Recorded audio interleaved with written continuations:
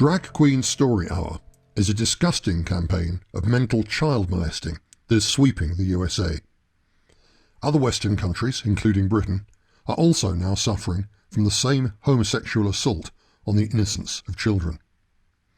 This twisted agitprop involves tax-funded libraries hosting men dressed in tight, gaudy dresses, high heels and garish makeup to promote gender bending, homosexuality and cross-dressing to young children. Leaked videos from some of these events have shown drag queens stripping in front of children and encouraging toddlers to grope their fake breasts. The Houston, Texas Public Library even hosted 2 registered sex offenders at their children's program. Many drag queens' social media accounts are rife with profanity, nudity, drug references and sadomasochistic sexual imagery. Small wonder that a recent poll found that 88% of respondents were opposed to Drag Queen Story Hour.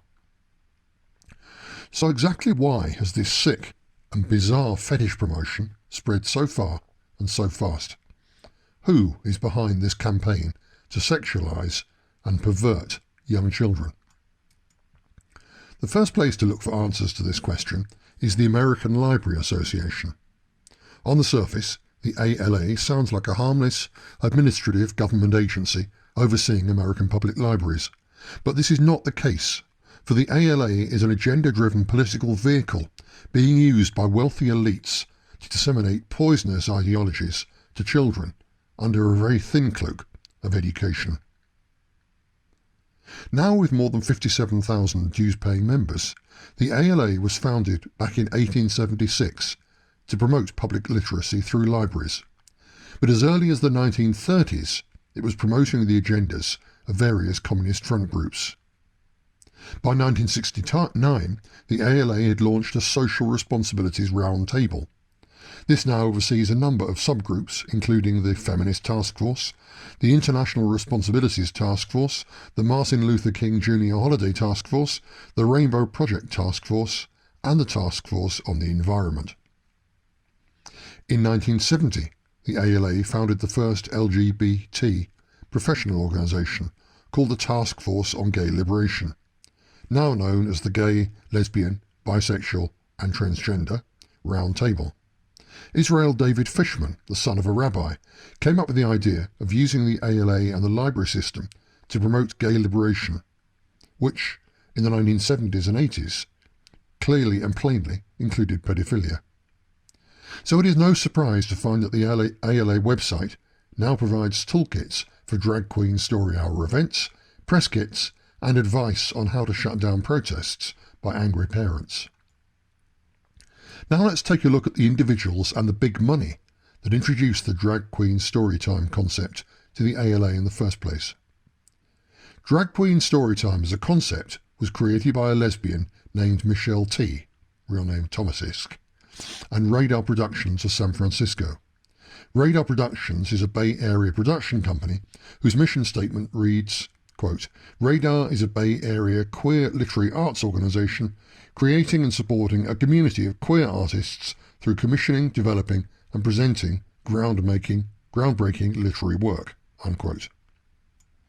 Radar is funded by a number of organisations, including the California Arts Council, the San Francisco Public Libraries, the Horizons Foundation, and notably the Walter and Elise Haas Foundation and the Zellerbach Foundation.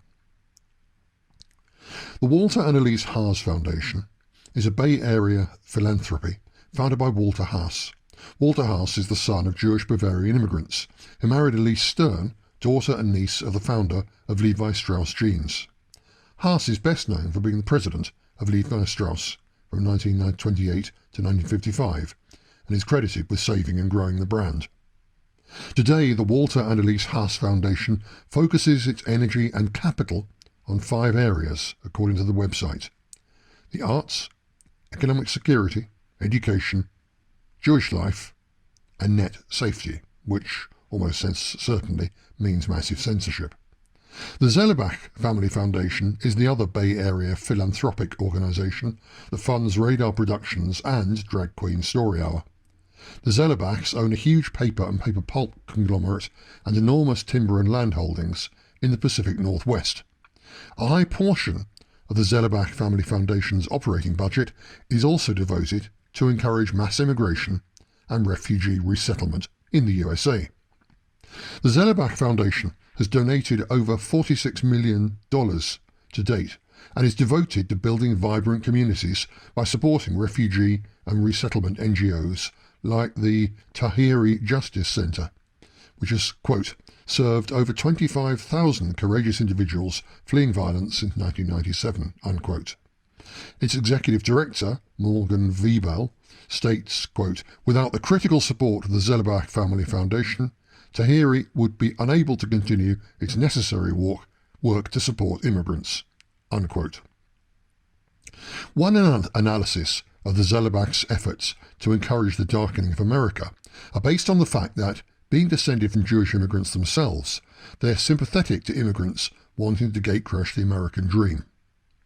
A less charitable explanation is that these out-of-touch elites share the all-too-common Talmud-inspired hatred of Christ and Christianity and have bought into the widespread Jewish elite fantasy of destroying white nations as revenge for the historic persecution of Jews. It is certainly a fact that these people have, from the time of Freud, Reich and Lukács onwards, played a massively disproportionate role in the promotion of all kinds of sexual deviance and in attacks on Christian values and the traditional family. It is all too likely that growing awareness of this evil and of who is promoting it will lead to unjust hostility to decent, ordinary Jews who do not share this enthusiasm for the use of perversion as a wrecking bar to demolish Christian society.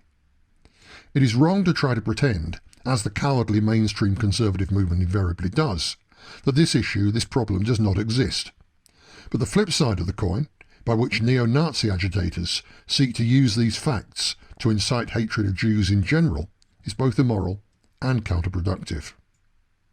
If left-wing and Jewish groups are as concerned about anti-Semitism as they claim to be, a very good place for them to start in dealing with it would be pressing the people and foundations behind Drag Queen Storytime to back off and leave the majority community and our children in peace and innocence.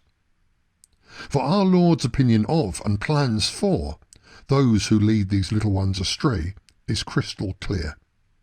We do not yet know whether this time he will carry out those plans through direct divine intervention, as he did at Sodom and Gomorrah, or whether he will enable the victory of human instruments, armed with righteous anger and millstones to tie around the necks of the mental child molesters. But, one way or the other, the perverts behind Drag Queen Storytime will be stopped. They will face justice. Deus Vult.